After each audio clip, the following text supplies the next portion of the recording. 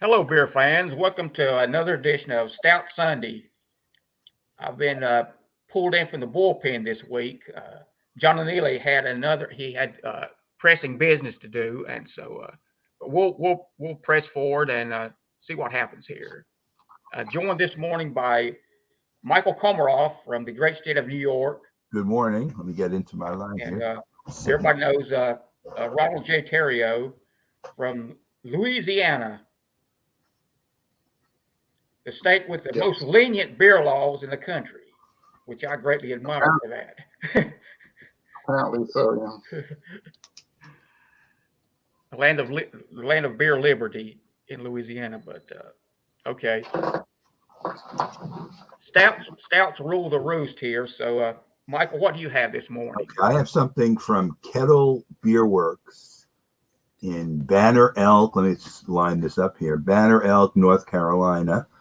And it's called Velvet Panda. It's an oatmeal stout, 5.5%, 44 IBUs.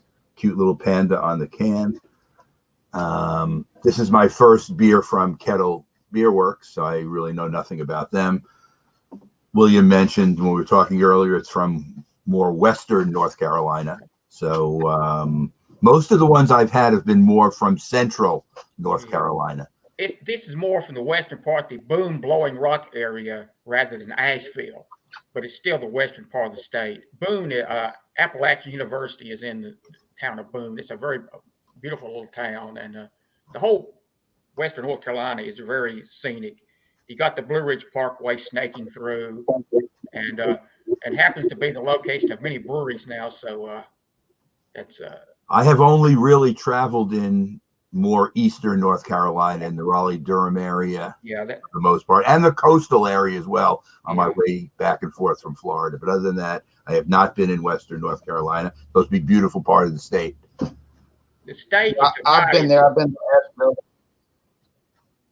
I have a cousin in Nashville, but I have never been to. North Carolina is a state that's very wide. It's 525 miles, like you go from Murphy to Manteo, the coast to the tip, and the very western tip of North Carolina actually borders with Georgia for a little piece of that. But it's a very wide state, sort of a not very the north to south. Mileage is much less. But Ronald? What do you have this morning? I have Founders Porter.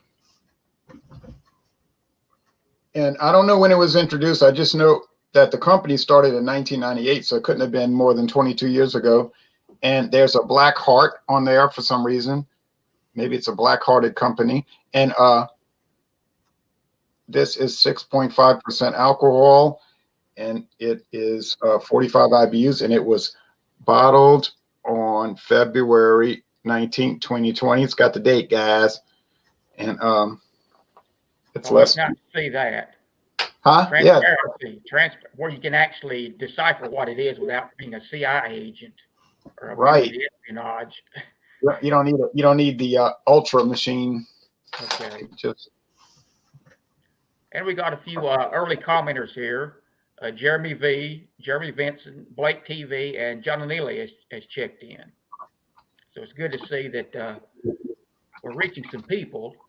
That's good. And I'll grab mine from the fridge. It's been in the bullpen, and a glass. Okay. I'm going to put a posting right here on Alcohol Legs that Stout Sundays on an alternate channel today.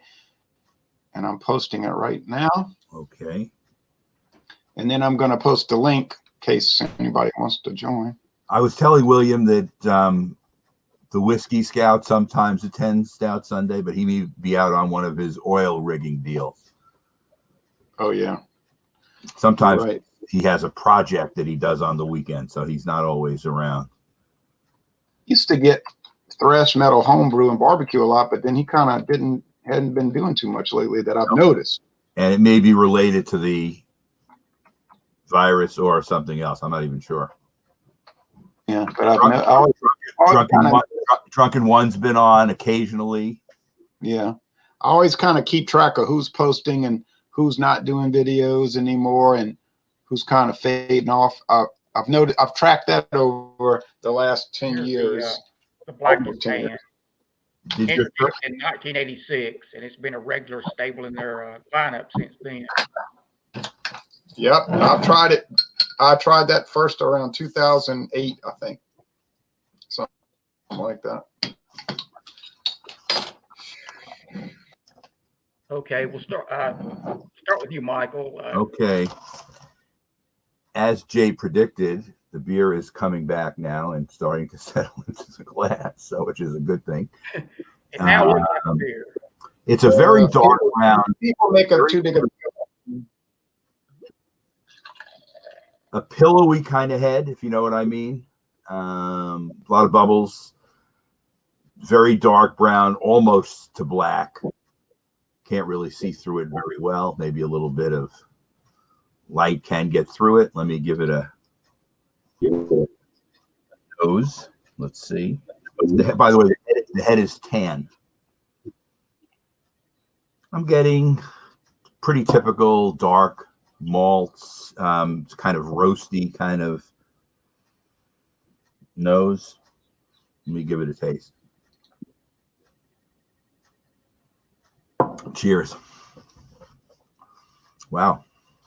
This is really nice. The taste follows the nose. It's very roasty. Can really taste the roast in it. Kind of a medium mouthfeel. Very nice and drinkable. It's creamy almost. I don't think there's any lactose in this, but it has a creaminess to it. Little bit of smoke in it. But if the smokiness is not, it's not horribly burned, you know, it's just a little mild char, but really does well in the beer. Maybe some dark chocolate notes in the background as well. Very tasty. I'm really enjoying it. Michael, do you find that the name of that Velvet Panda pretty much describes the taste of it? I don't really. You know, it is, yes, it is velvety in its creaminess, and I guess that's where the velvet comes from. So it is extremely creaminess.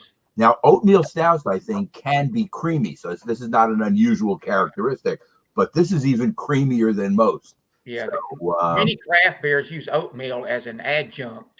Yeah, that word is not necessarily the devil's work. It's possible that's what's doing it. It adds to the mouthfeel.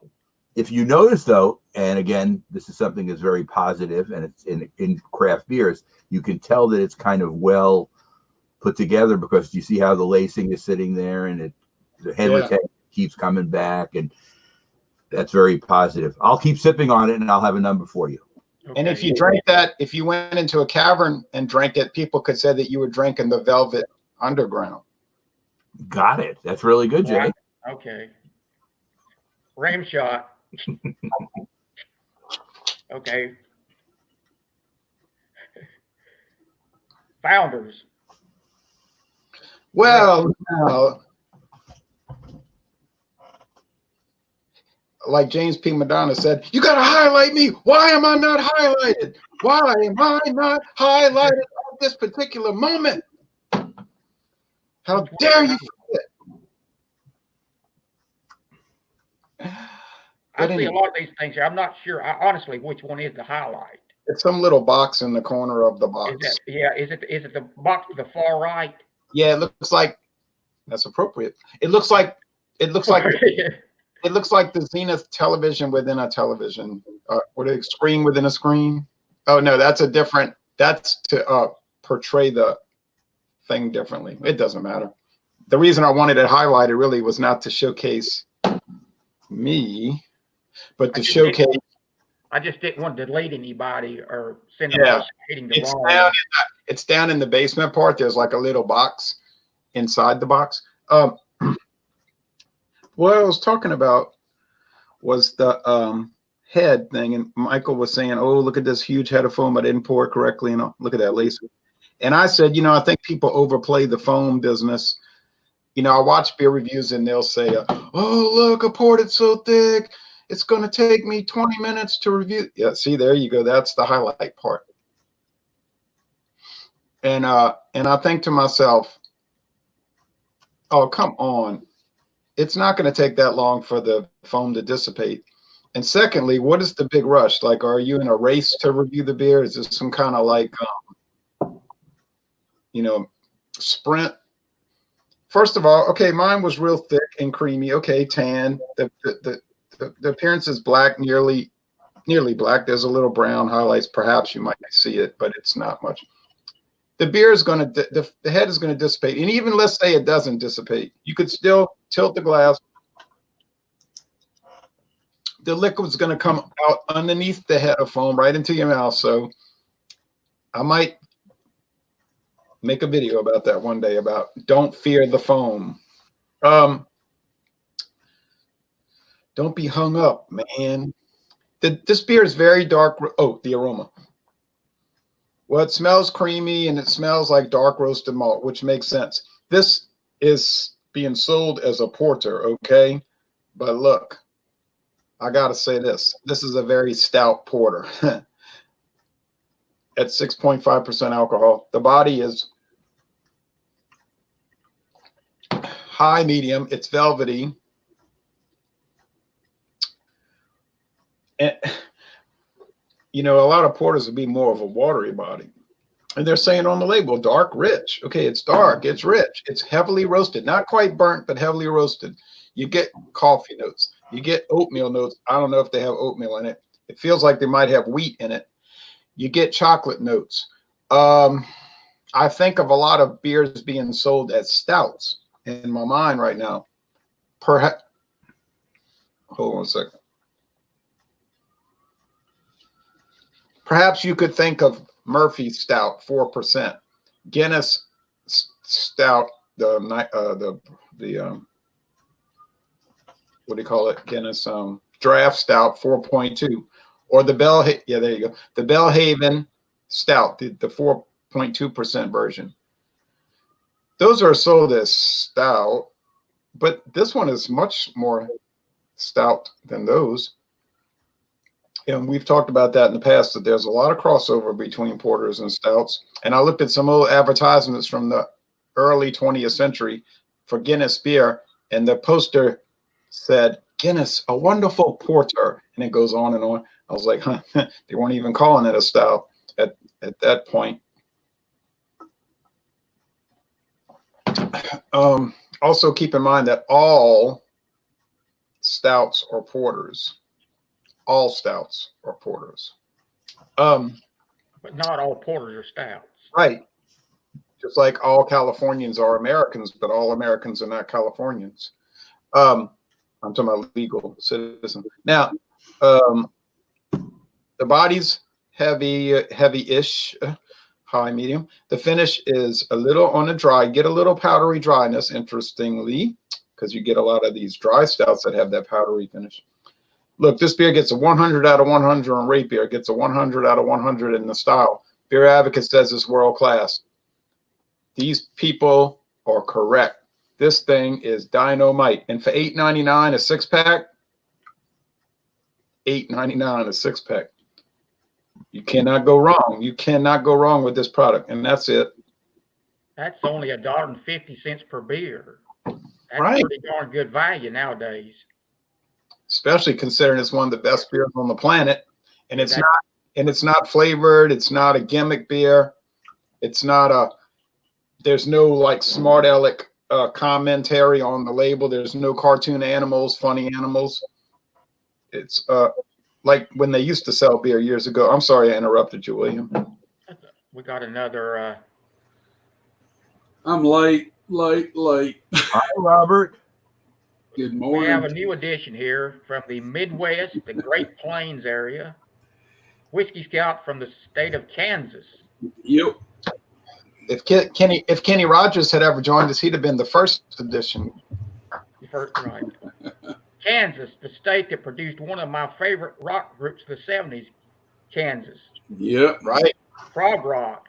I think they were from Topeka. They yeah, Topeka area, Lawrence and Topeka area. But Yeah. I saw them in concert in the late 70s, and they put on a great show. I mean, it was very talented. They were sort of the American version of a Yes, Emerson, Lake and Palmer, Genesis, Oh yeah. and they sort of held the banner for American prog rock there for quite a few years. Never thought about it. I never thought about it along those lines. The thing about Kansas was everything about their music was like Yes, was very carefully constructed.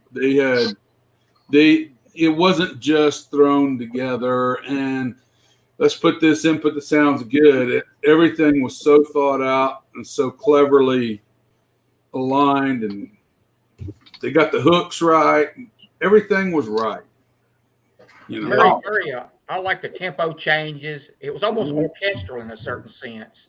They also had the violin player, yeah, which in that rock context was sort of unique. yeah. He wasn't playing a fiddle. He was more of a violin, more of an orchestral instrument. Mm-hmm. They were great. Well, we better let the Whiskey Scout carry on, my wayward son. Michael Kormaroff, did you get that all yet? Yeah, I just don't know the ABV. The ABV is 11.7%, and it doesn't say anything about the IBUs on it. Okay, I got it. But it's a Evil Twin, Decadent Delight. Robert, you've been hitting the Evil Twin stuff pretty hard lately. Yeah, I like Evil Twin stuff. They're pretty good stuff to hit. And some people have been hitting everything hard lately. It's $6.99, I think, is what I paid for this. Yeah, they tend to be a little on the pricey side when you start getting into the higher alcohol varieties, which is most of what they sell. Yep. Hey, one more thing. I have a novel.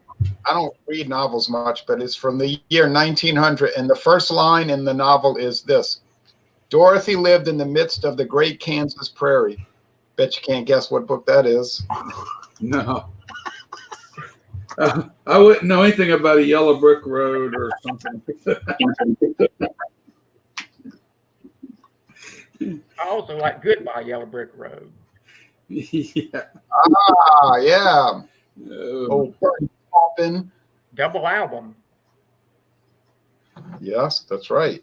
Are you guys ready for me to? Yeah, that Sure. looks like more dark goodness. Oh Yeah. You cannot see through it. Thin chocolate head on it, maybe dissipating fairly quick. It is Imperial Stout with pistachio, cinnamon, and coconut added. And I like coconut. I like cinnamon. Wow. I like pistachio, but Yeah, the only flavored beer today. well, I had options this morning, and I chose this option. I thought about that 4% Japanese stout, but I just couldn't do it. Oh, Hitachino Nest. Yeah. And I drank the Dorothy Goodbody yesterday. Oh, I You're get probably looking for Mr. Bobby. Yeah.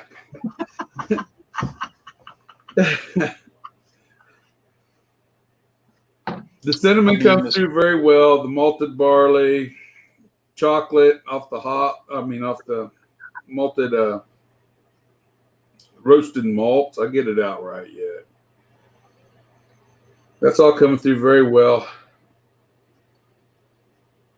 I don't really get no coffee on this one. I'm not getting none of the pistachio or the coconut on the nose.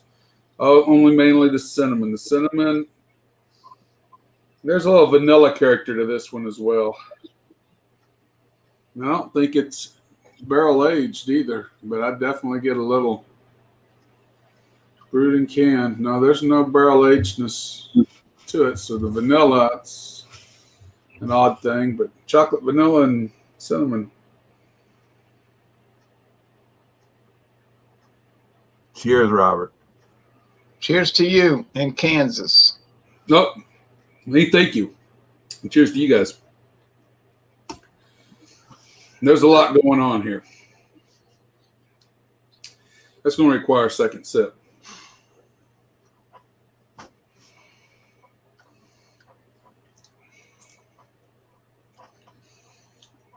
Pistachios are kind of light flavored. I think that's why I'm not really getting any sort of pistachio. I think the bold flavors are running away with it too much.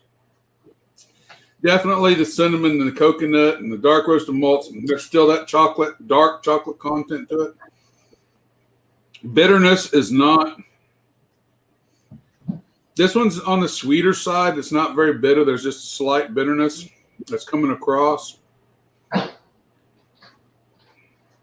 It may appear more as it warms up further, but right now at this point, it's not something I'm noticing. The chocolate in the coconut, they are working very well. It's almost confectionery in a sense. Yeah, in a sense, it's very confectionery in the flavoring. You're drinking almost a dessert with this one. And that's Evil Twin. A lot of times you do tend to get that, especially with the multiple additives. This one's good. Is the alcohol masked? Yeah, no alcohol. Yeah, it's got less alcohol than the last one I had. I forget which one that was, but much less alcohol here. Almost no noticeable alcohol. If you drank two of them, though, I think the richness would probably it'd be like eating a lot of rich candies. It would probably. I know my stomach. If I drank more than two, I'd probably be paying for it. So it appears that Decadent of the Light is actually a delight. And it's very decadent. I agree. They named this one right. Seems like they're living up to the reputation so far. So yes, the cinnamon is so integrated. It's not bold, but when you take that drink, it could do with just a little bit more bitterness. It wouldn't hurt it on the sweet side of things. I think a little bitterness would help it out a little bit more. It's kind of a little too sweet almost. Does everybody give their scores? No, actually, William hasn't done his beer yet. Okay, well, showcase. Let me stop there, and that's pretty much what's going on with this one. I'll let everybody. So I want to think about it for a minute before I just okay. jump into the score here. Mine is a little more of a pedestrian beer, but I've only had it once in the past. I want to revisit the Yuengling Black and Tan. I'll give it a pour here and see how she goes.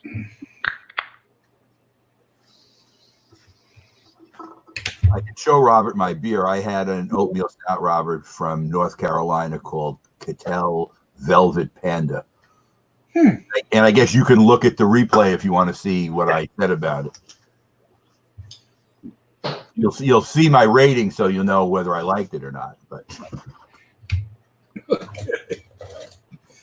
Velvet Revolver. Mine produced a large. we seem to be doing well in the head game today. Right. The Foreigner 1977. Head games. I couldn't. Yeah, 76 or 77. Yeah, you're right. She keeps playing head games. Nice, thick beige head. Looks sort of memory foam. More that than sudsy. 60% of their porter, Yuengling Porter, and 40% of their premium beer. Yeah, 60-40. 60-40. In the light, it looks like almost like a ruby red. It's not quite as dark as a pure stout, but it's definitely on the darker side anyway. So, cheers, and I'll take a sip of the Black and Tan. Cheers to you. Cheers, William. Cheers. On the dark, we're on the dark side today, like Eddie and the Cruisers. We're on the dark side.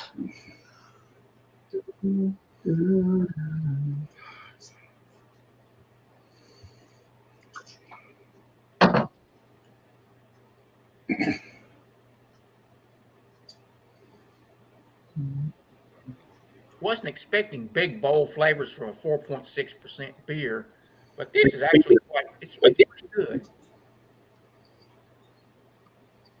I should go to Mathern's and buy a 12 pack of that doggone stuff. You get the you get some of the classic stout profile, a little bit of the coffee, chocolate. It's more subdued though in this, it's infused with 40% of their lager beer. But for a daily drinker, for a style, it's pretty good. Sometimes you never know when you put two things together. They don't all turn out like Reese's peanut butter cup, where your chocolate No. my peanut butter, my peanut butter ran into your chocolate. This here is, you take their premium beer, was just an average like adjunct lager, a light body, light flavored porter, to put them together.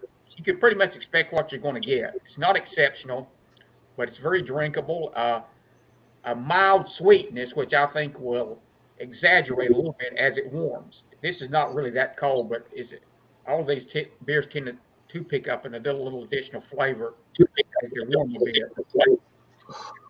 I'll take go for a replay. Replay.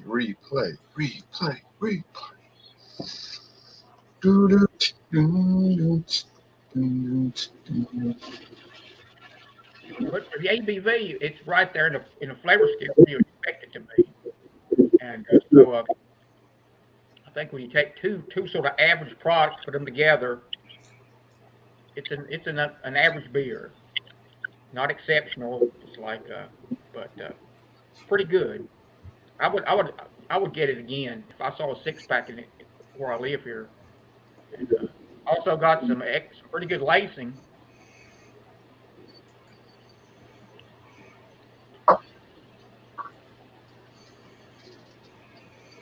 I can tell a quick black and tan story. When my daughter was a senior in high school, she had a friend who lived in Harrisburg, Pennsylvania, which is the capital. And we drove her there to spend the weekend with a friend, and we drove to Pottsville, which is where Yuengling is. And it is the oldest brewery in the United States, dating to 1829. So I know they did make soda during Prohibition, but they were able to stay in business. But anyway, we went to the brewery. It's a great brewery tour. They took us into their caves where they used to lager the beer before there was refrigeration, and the temperature in the cave was like 5 degrees. And we were there in the summer where it was in the 80s. So you went into this cave. It was pretty incredible. You weren't that low in the ground, but you were a little bit low, and it was 45 degrees. But after the tour was over, they take you to their tap room. And I remember having both this and the Lord Chesterfield Ale, because I stayed away from their simple stuff because I'd had it before. Jay has an Interpoint. I was going to say, ooh, Lord Chesterfield Ale. That's a good one, but it didn't sell in Louisiana because it was too much like flavorful. So it didn't last but about 3 months here. But Bud Light. What can you say, man? Their flagship beer is the best seller here, and that's what you can always get in Costco. Case of it for I think it's $15.99 for a case in Costco, which is a good price, but it's okay. Yeah, people drink it. People drink it here. It's sad in a way though, because people are like hung up on the traditional lager, which is good. Nothing really that great. I got attacked by some people because I said it's strange, because when you drink the traditional lager, it tastes kind of like a Miller High Life or Budweiser, but it's strangely dark. And I was saying it makes you wonder if they're not adding food coloring. And so a guy was attacking me in a way last week. He was saying, you got some kind of issue with Yuengling. You're always accusing them of adding food coloring, blah, blah, blah, blah. I said, notice if you watch the video carefully, I never said I'm accusing them of adding food coloring. I said it makes one wonder if they're not, in fact, adding food coloring. I said I have no knowledge of their internal operations. I said it's just strange that if you drink a beer, it tastes like Pabst Blue Ribbon or something like that, but that it would be dark, And he was saying, well, I can tell you right now, they don't add food coloring and all of this stuff. And I said, well, okay. I never actually definitively said that. I just said it made me wonder if that was not the case. So you got to watch what you say on the internet because people get extremely indignant. When William and I were on Friday, we were discussing the fact that Yingling is more regional than its craft, and yet it does produce a good product. It's not like it's and the Brewers Association arbitrarily decided that they were a craft brewery about 5 years ago based on what?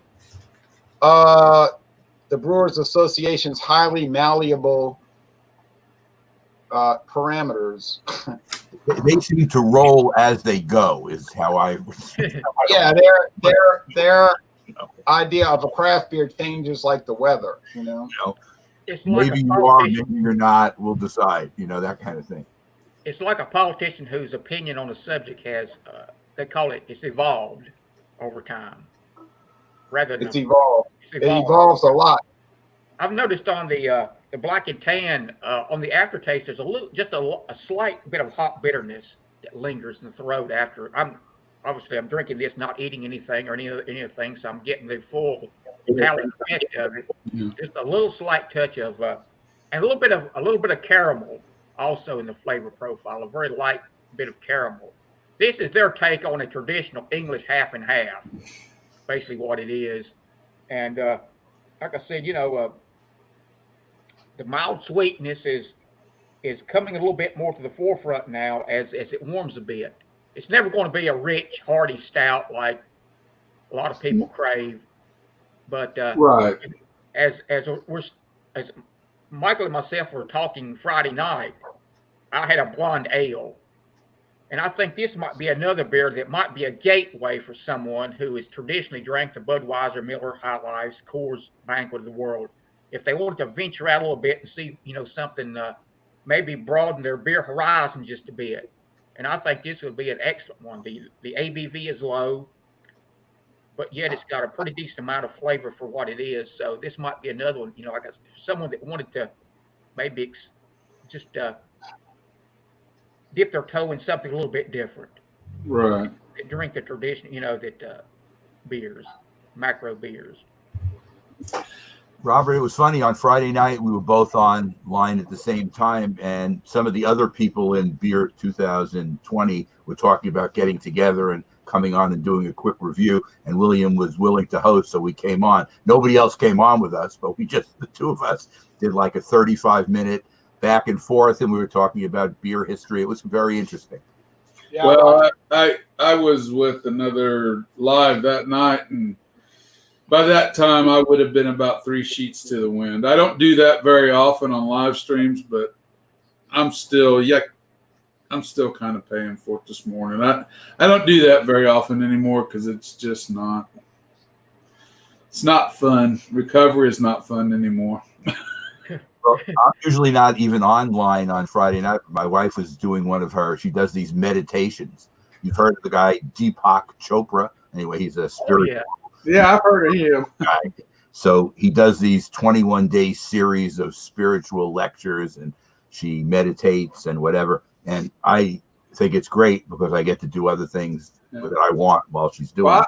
I seen the Saturday. I seen the link, but Saturday morning was too late for the link for me. I know the feeling. Yeah.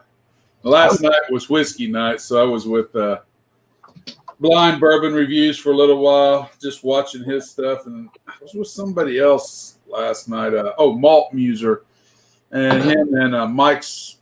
They were talking about Lafroig's, and they had the 25, which I've only seen once, and it was like $6.99, and I can't afford that. But I do have an 18. They went to the 18 next, and I've never had the Lore, but the 10 cask strength and the 15 I've had. I got one bottle of 15. Anyway, it was a long going down the list. I just poured the 18 and enjoyed that while they went through everything else. That sounds really good. Yeah, you guys go ahead. Jay, I was going to ask you, Yingling, to my knowledge, doesn't market the porter alone.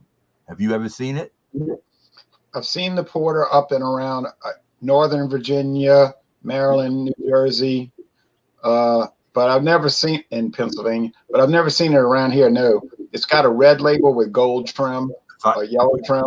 We don't get it in New York. I'm fairly sure I've never seen it here.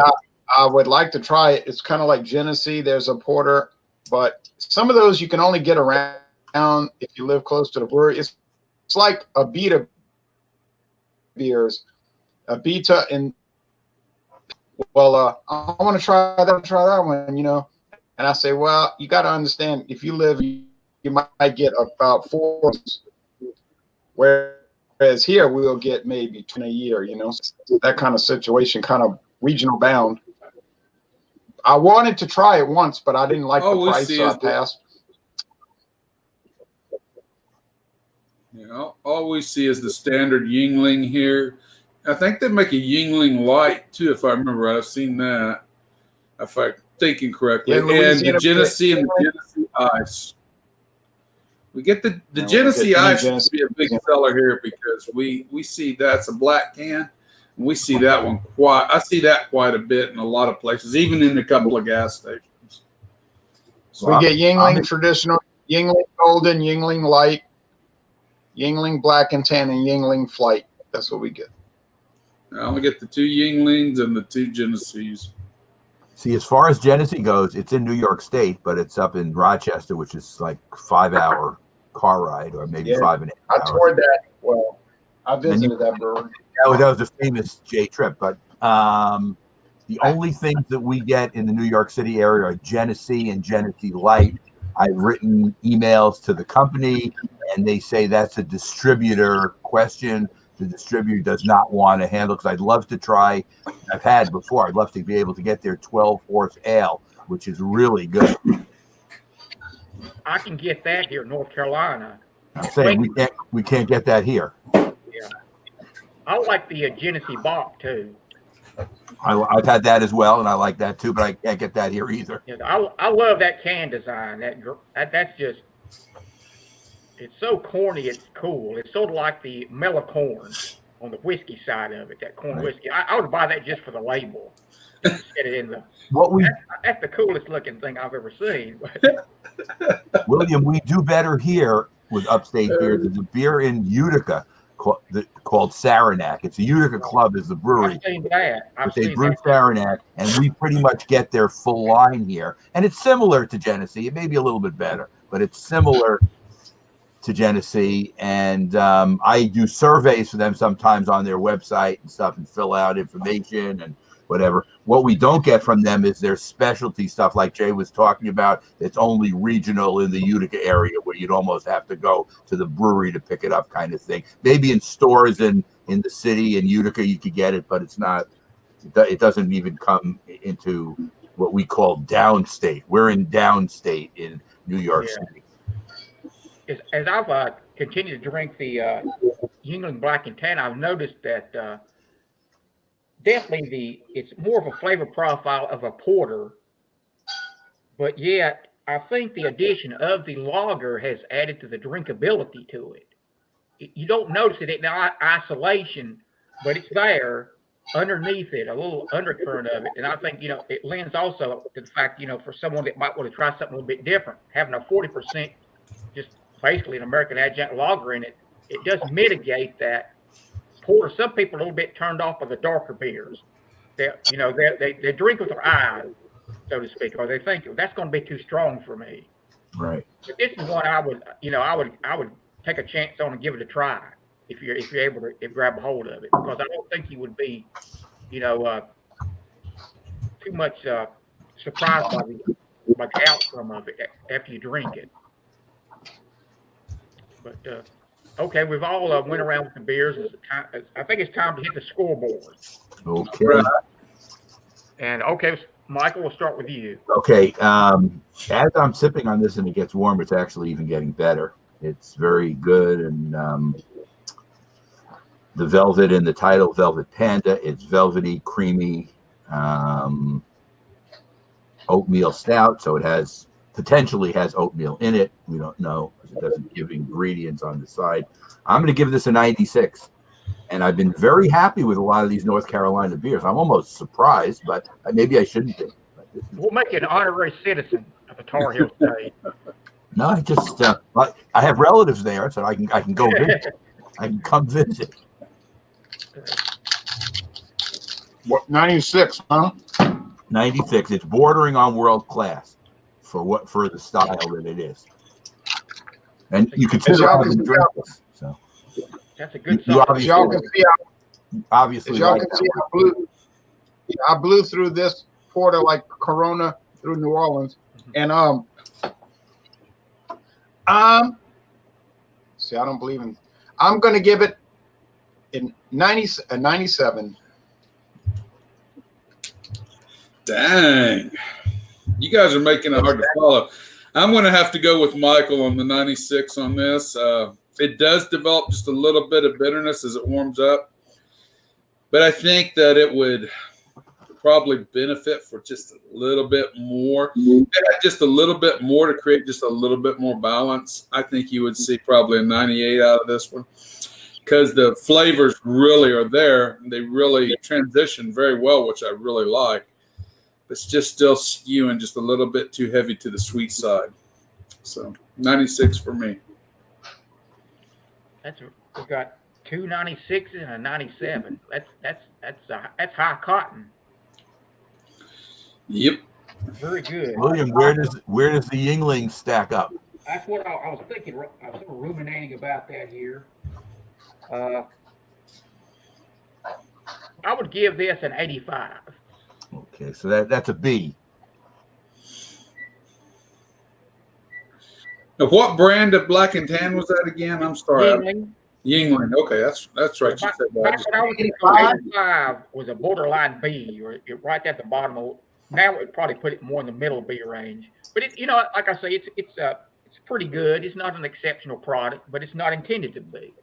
The only black and tan I've ever had is that Mississippi Mud. I thought it was okay. I don't think it was great, but it was okay. It was definitely drinkable. It just wasn't special in any way. I've had that one before. That one comes in like the canister bottle, kind of big. I think on my taco scale, this would probably get a mild plus. So I'll give it a mild plus a thumbs up. It's funny. William's been doing his taco scale since the beginning of the reviews, and they're great. Mild thumbs up. That kind of started with a little rant I made. I like that. That's good. They used to make the green packet of Taco Bell. They eliminated that, so I had to substitute. The bottom now is the Arby's horseradish, the horsey. Yeah, I like that stuff. You like that? I can take those packets. It doesn't quite fit in with the mellow, hot fire Diablo. I had to find something to put at the bottom, so I had to go with the horsey sauce, which is, some people like horseradish, some people don't. Right. And some people think it's horsey bleep, and other people like it. So I thought that. I like creamed horseradish. I like it about anyway. If you make a bratwurst and you add just mustard, and you see me, I will add every bit as much horseradish as I do. But I love horseradish and that horsey sauce, like you're talking. I just rip the packets open and suck it straight out. Yeah, I'm like a drug addict behind that. Yeah, that stuff's good. Before we wrap it up, I'd like to ask each one. First, start with Michael. What other beer have you drank that you would say maybe closely aligns with what you just drank? Something that you might be cross shopping if you had availability. I'm actually trying to think of another oatmeal stout. Nothing is coming right to me. I know I've had other oatmeal stouts. Nothing is coming right to me. Jay, do you remember any oatmeal stouts that we've done? Because I know I've had some. Nothing is hitting me. What about Samuel Smith's? Yes, I guess the Samuel Smith oatmeal stout is one that I've had. That's an English product with. Yeah, I've had that one. And that's a good one. Yep. I actually think this is better. And it's funny. I may have given that Samuel Smith like a 94 or 95, but this is look, it just shows you that you give some of these American brewers a chance, and they're not brewing on a large scale either. I don't know how big this Cattell Beer Works is. I assume it's a small operation, but whatever it is, they're brewing good product. I mean, it really is. That's 96. He has a very good score, and for that. And And again, I thank my cousin for sending me those 40 beers, which was above and beyond the call of family and duty. Now Yeah, we'll go to that's Jay. right. We'll go now to Jay, who was eating now, which disqualifies him as a credible beer reviewer because you can't mix the two. Your palate's being destroyed at this very moment. But anyway, what of another beer you drank? If you drank anything similar to what you just had, the Only thing I'm eating is some broccoli with cheese and well, some that's carrots. still that's that's a palate destroyer. But anyway, I put some Valentina hot sauce on it from Guadalajara, Mexico. further destroys your palate. So Before I make that comment, here is that album from the Midwest. Head East Live. From 1979. I've got their Flat as a Pancake album. Saved my So- life from going down for the last time. Oh yeah, this is a double album, and it's a first printing. Thought I'd mention that. All right, but you're similar. Oh man, that's hard. What about, Jay, what about Bell's Porter? Have you had that? Yeah, but that thing has a weird off flavor. It can't even come close to this. No, I can't think of anything really. I'm not just going to say anything. No, nobody can touch Founders Porter. No way. I don't think so. Yeah, you mentioned about the Head East was one of those Midwest bands that never quite made it on the scale like Styx or REO Speedwagon. A lot of these hardworking bands, they had some relative success, but they never broke out on a bit. I think they were from the St. Louis area, I believe, or some. Missouri band, or Bob Seger, who broke out. But I like that Flat as a Pancake. I thought they were pretty good. Dust in the Wind was Kansas's big hit. Carry On Wayward Son was their biggest hit, which is classic radio, almost like Zeppelin's Stairway to Heaven. It's one of the top 10 classic album tracks it's ever been. But Dust in the Wind was short. It got a lot of airplay too. There used to be a building down in Columbus, Kansas. Now, this has been a long time ago, and it's not painted that way anymore. But they had whoever did it painted the whole side of the building. It was a 2-story brick I think it was the old pharmacy at one time. And the whole side of the building had a Point of No Return album with ships going over the edge, And then whoever painted it had done a wonderful job. Then I was back through there about 12, 14 years ago, and somebody had repainted something else there and destroyed it. And that was just like, But I mean, it was probably worn. You got to remember, it was 1975, 76. It was through the 70s I seen it. By the time I went to the Army in 85, I really didn't go back there much after I got out of the Army because I have family that lives not far from there. And I just never made it back over there. And then one day I'm going, well, honey, I'll take you. We'll detour down to Columbus. I want to show you something. We get down there and it's a different mural. And I'm like, what the heck? Where did my mural go? I thought it was so neat. That was my history. My history no longer exists. Yeah, I like the title, that Port of No Return, KNOW. I thought that was sort of a nice twist. That album was very successful. Many times when you follow up a huge album, they had Left Overture, which was a big hit. The next one comes out to be a dud, sort of, because they can't replicate the success they had on the previous one. They get pressure from the record company to give us another Left Overture. Yeah. Once they reach success, to try to have that big follow-up album. But I thought they did a good job with that one. Right. And, I think the two albums, Point of No Return and Left Overture, were their two big ones. I like People of the Southwind. I can't think of the name of the album it's on. I can see the cover. I got the album in there, but that was probably their silent biggest song I liked was People of the Southwind. I don't know. I like that song a lot, but it never really. It got a little airplay, but it just never really took off per se. Robert, with your beer, what have you had that you drank that you would say was similar to that? Well, that's good, William. I think probably last week I did a 903 Brewers, and it was the double chocolate stout. And it was very dessert like too. And I think I gave it a 98. It was a couple of points higher than this one, but very similar. These are dessert like, and they're very the alcohol's well masked. They're not something you want to sit down and drink just over and over. They're just they're very sweet and very appealing to a sweet tooth. I'm not. So that would be my choice. Yeah. Yeah, I've got a sweet tooth myself, so on occasion I will have to the higher gravity stouts. Occasionally it's sort of a treat. It's a treat from your regular drinking routine to get something that you say, "Wow, this is really." It's sort of like Michael, we were talking about Friday night, the sexual chocolate from Foothills. That's a treat. When you drink that, you think, "I'm drinking something special." It makes you feel good. It's like this is a treat, and I think it's why a lot of people like these stouts that they get. They're some people call them like dessert beers and such, and it's like a treat from your regular drinking routine. But So, William, have you had any other black and tans beside that one? I had once previously, but it was a couple years ago, and I picked up a Gravity Canyon. I'd been holding on for a while. I wanted to revisit it. Okay. I wouldn't say my opinion of it has changed in it. It just sort of reinforces what I thought about it originally. But I would buy it again. It's perfectly drinkable, and if you're in the mood for just a lighter style beer, like a porter and a regular beer together, fine. I mean, they're situated like yesterday. It was pretty warm here.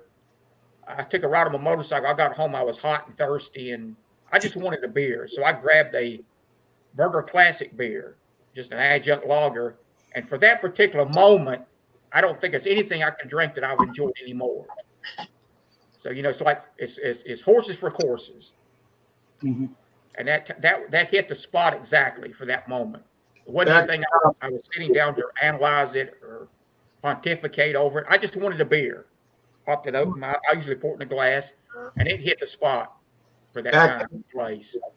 Back in 2012, Bass, B-A-S-S, Bass, came out with Bass Stout.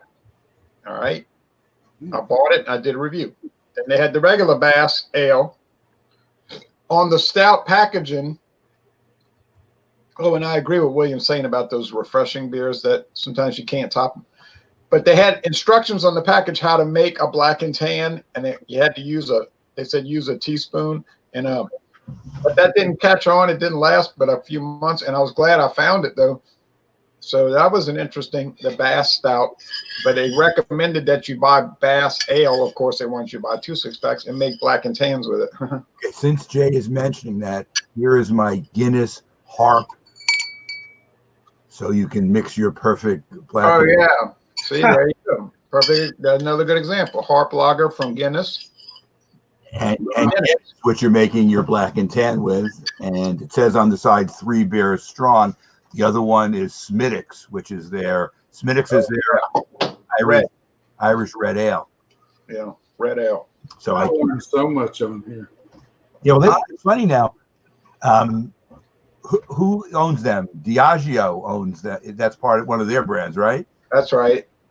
And they market all 3, but maybe they don't market the Smithwick's and the Harp in Kansas. They don't really market them at all. They just kind of lay them out there, and if you buy them, good. If you see them, good. If you don't see them, they don't seem to care. I've seen Harps. I've never seen that Smithwick's. I can't. Maybe I have and didn't recognize it for what it is. It sounds like Smithwick's. If you do. Smithwick's. Yeah, I've seen that. Now that you say it like that, yeah, I've seen that. Okay, because Diageo, if nothing else, has distribution if they want it. Doesn't it come in like a red can almost? Yeah, it used to be a black can with a castle on it, but they changed the label.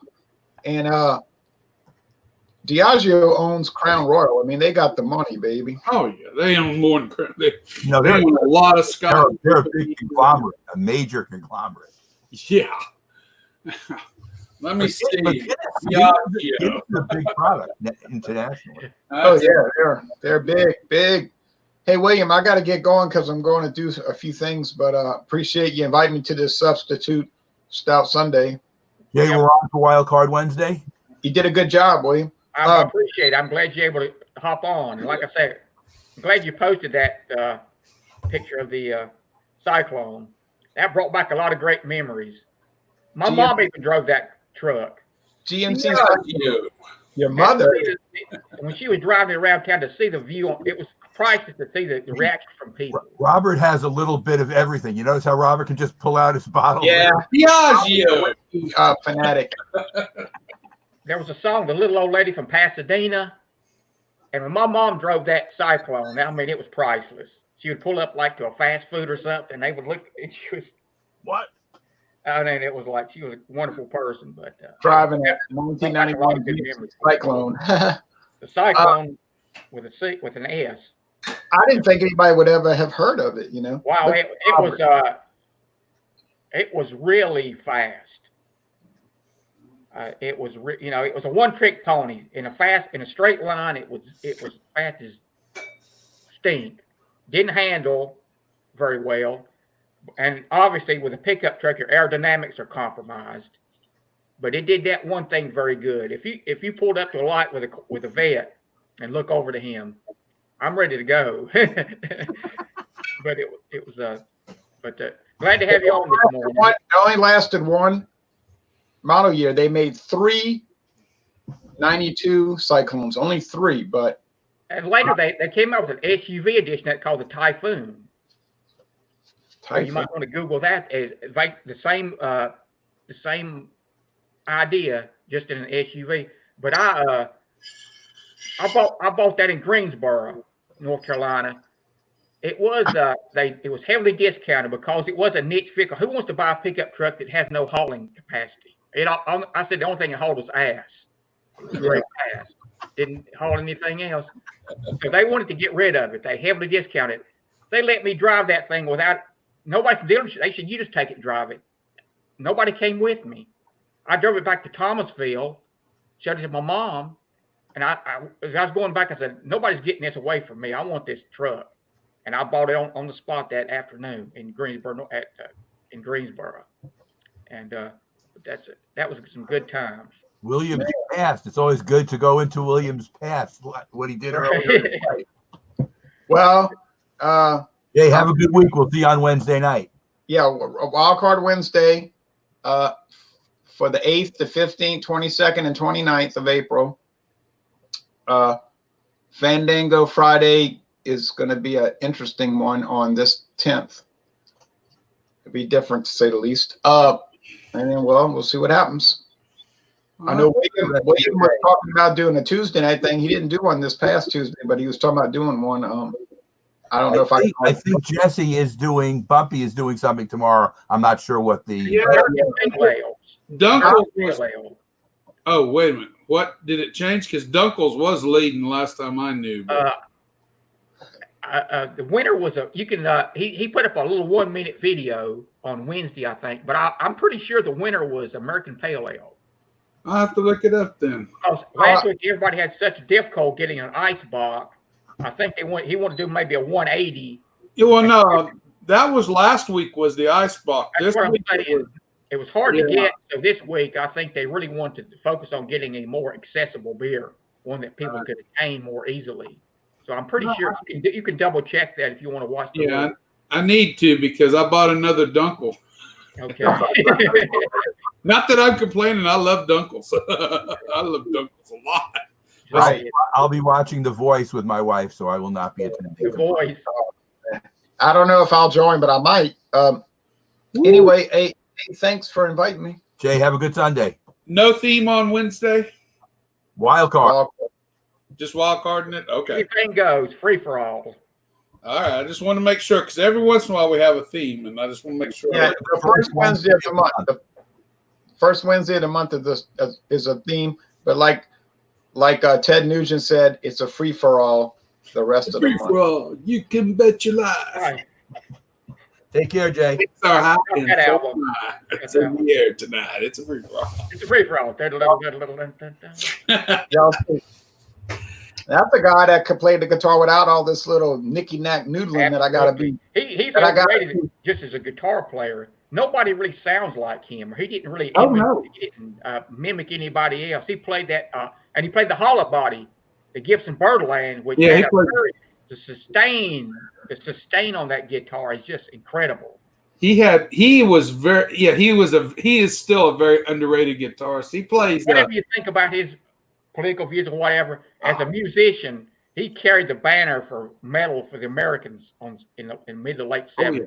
Yeah, man. When I gotta listen to all that stuff on Rock and Roll Club, and I can go listen to Ted Nugent, it's a real refreshment. That's a reprieve. I mean, what was it? In the mid 70s, you walk into the store, you see a white album cover. Yeah. You see him play the guitar that's like a machine gun that's spitting. Right. Yeah, that was Yeah, what red-blooded teenage boy's not going, holy crap. He This had is his bell bottoms. Yeah, I remember that. And one of his albums was Weekend Warriors. I think he was shooting like a. that was it. Weekend Warriors, a double barrel guitar. Yeah. Well, y'all take care now. Here, Jay. All right, see you later, Jay. Glad you joined. Thank you. Okay, I think we'll want to thank Jeremy Vinson, who left. He's had a steady stream of comments on here. Yeah. And one of his comments was he liked the screenshot where we weren't like full screen. I think he's saying something about our lack of charisma or lack of physical beauty, I believe. Anyway, he said, keep that up. Like that better than the close up of 3. Well, I'll be on Wild Card Wednesday on Jay's channel for sure, and then next week hopefully John can do it. William did a great job subbing. Not everybody can be as cute as Jeremy. He's got the perfect hair. that's right. I can't help it if we're lacking in the attributes of physical appearance. Yeah. We're just beer drinkers. I mean, that's all. But anyway, Yep. I enjoyed this, stepping in here to the last minute. That's the reason I really set up this channel to be available. Sometimes I've gotten a lot of enjoyment out of this over the last few years. And if I could help out, sometimes on short notice, I happened to be watching the stream this morning. And so I thought it went okay. Appreciate it, William. Yeah, it's very much appreciated. So you're a wonderful host, too. Thank you. I appreciate it. I enjoy it. I like beer. And if I throw in a few music comments, I don't think most people will object to that. I tie these two together. Drinking beer and listening to music sort of go hand in hand. Well, Many I of think your we're memories all, come from, what you were listening to at a certain time in your life, what beers you were drinking. They're sort of signposts in your life, of, things that were happening at that moment. And well, we're products. I know about myself. I'm a product of the 70s and early 80s, and we all kind of have that following. There's not much you're going to mention in music that I'm not going to be familiar with or know. Now, I have to admit, and I even said it on your channel, I've never been a Roy Orbison fan, but that's just me. I'm not. I just never have. But it's not to say that I dislike somebody who is. I mean, it's not my cup of tea, Everybody's different. What about Elvis? Did you like Elvis? Oh, when I was a kid, Mom had several, like all kids of our generation. My mother had several Elvis albums. In fact, she had the blue one, but when their house burnt down last spring, she lost all that stuff. But she still had the blue Hawaii album. When I was a kid, I liked listening to Teddy Bear and Don't Step on My Blue Suede Shoes and stuff like that. But I kind of quickly outgrew that. I mean, He was a talent, but I mean, people were fanatical about him. Well, I like to listen to Chubby Checker, that mashed potato one that Daddy had. He also had one where I think it was it Fats? No, it wasn't Fats Domino.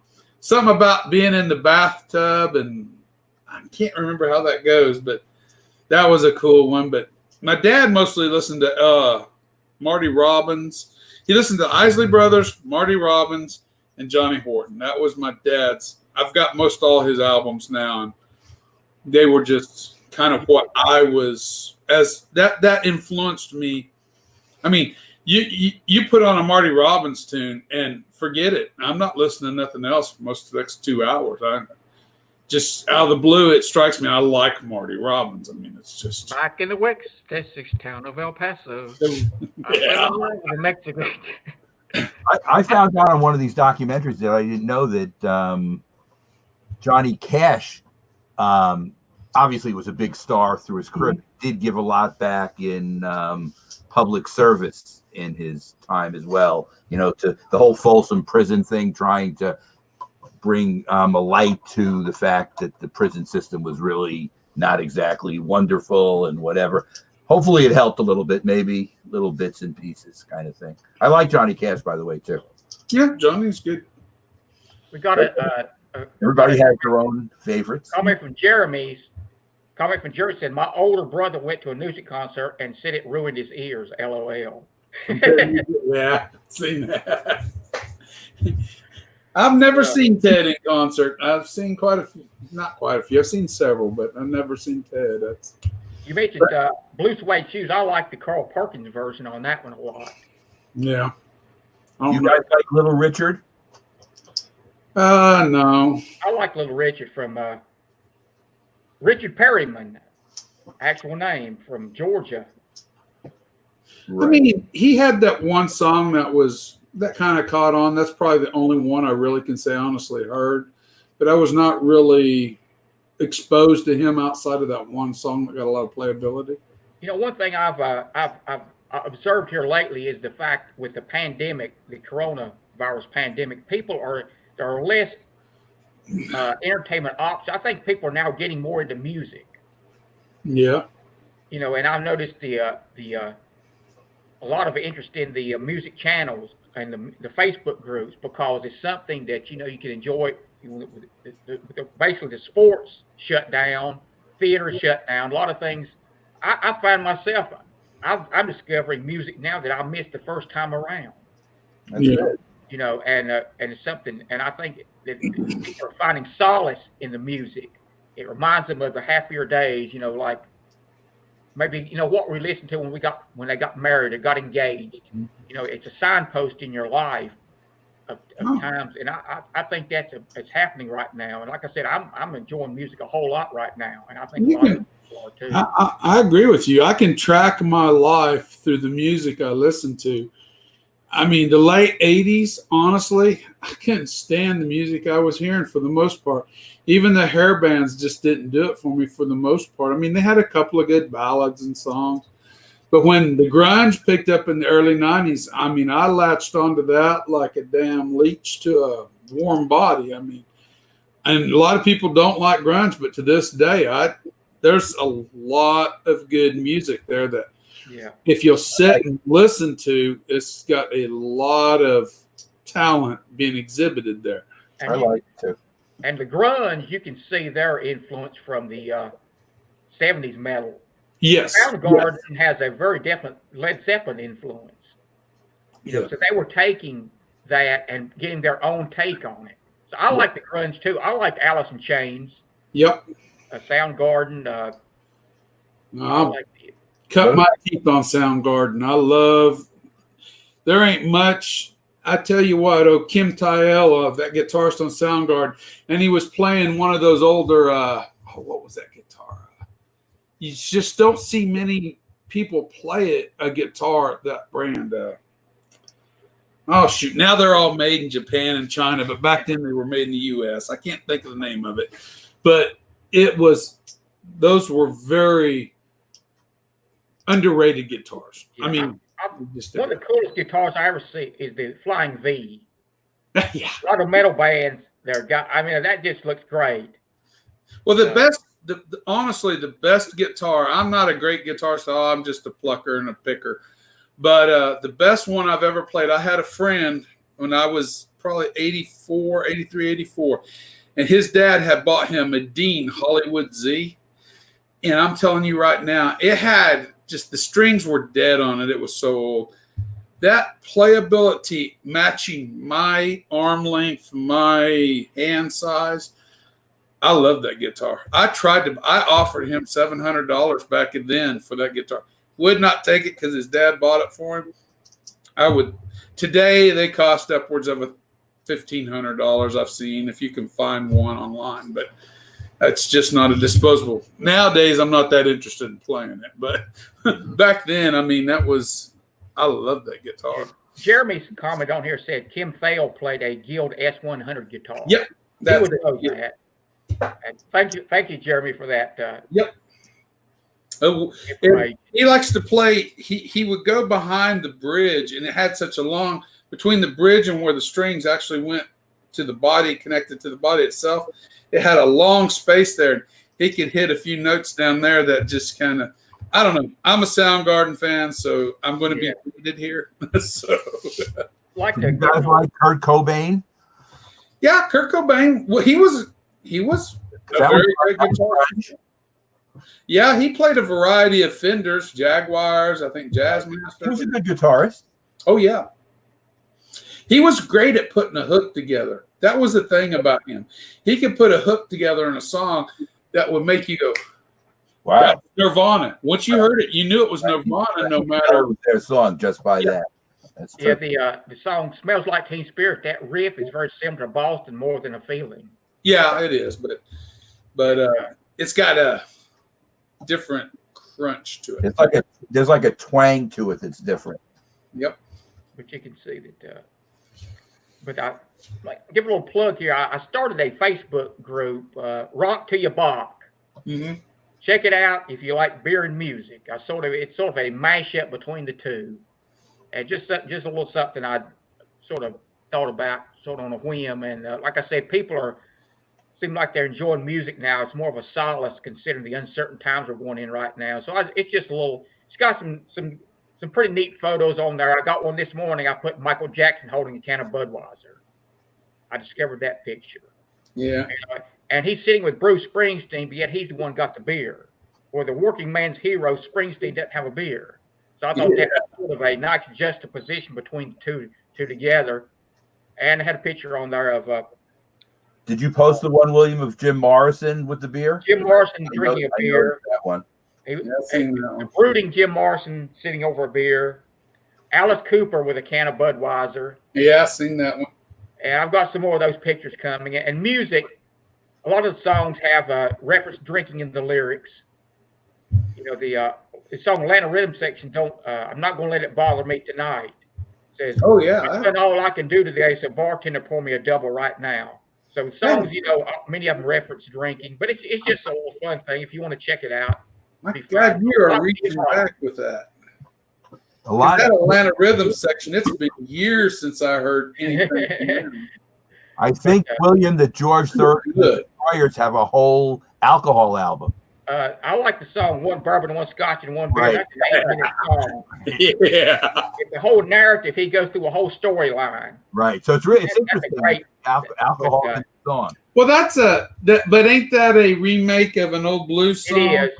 Many of these songs are remakes. Probably. Yeah, I can't think of who did the original on that right now, but I don't know if it was Howlin' Wolf or Muddy Waters or. That's what a lot of times that's how I got into blues artists. I would look at the album labels like the Allman Brothers and saw that Elmore James wrote that song. Mm-hmm. So I would check out Elmore James. That's how I got into the blues and Muddy Waters and Howlin' Wolf. And that opened up a whole new avenue of music for me to find out. If anybody likes Led Zeppelin, you should tip your hat to the bluesman. Oh yeah, he took those riffs and he just made them his. But they borrowed frequently from the great blues artists. Oh yeah. We'll wrap this up now. I enjoyed the chat here. Let me do a quick aside before we get off for him. On last Thursday, Robert, you know that I do my get-togethers with my group. Because of the coronavirus, it was almost all can't go. But one friend from the neighborhood came over in gloves and a mask. And we sat at this big table. We each had our own potato chips. We each had our own dip. And we sat 4 feet apart. My wife on one end, I'm on the other end, and he's in the middle. And we tasted 8 beers. It was fine. I provided the beer. And it was a lot of fun just to get away from all the stuff that's going on. Yeah.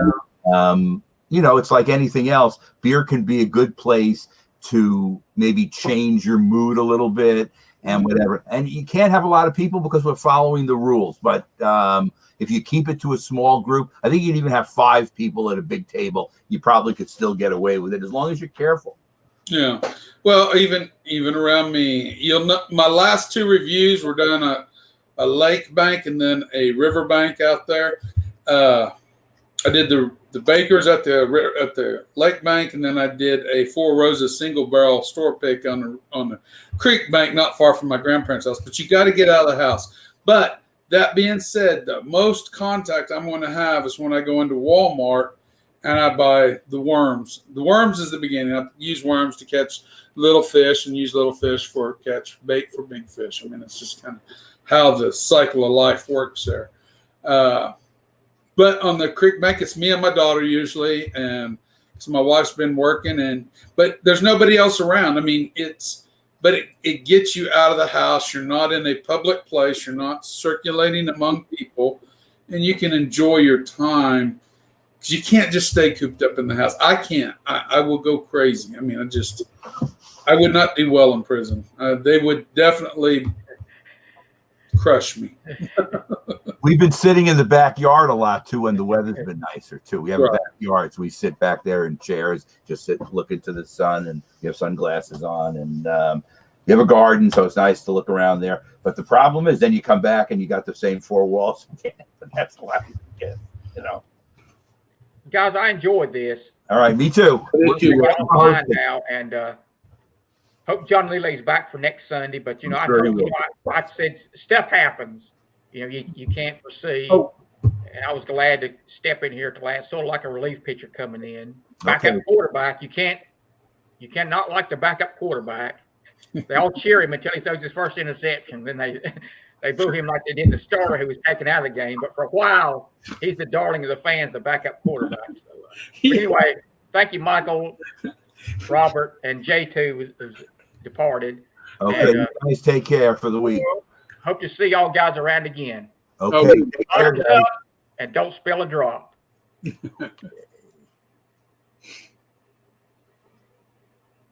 Okay, that'll wrap.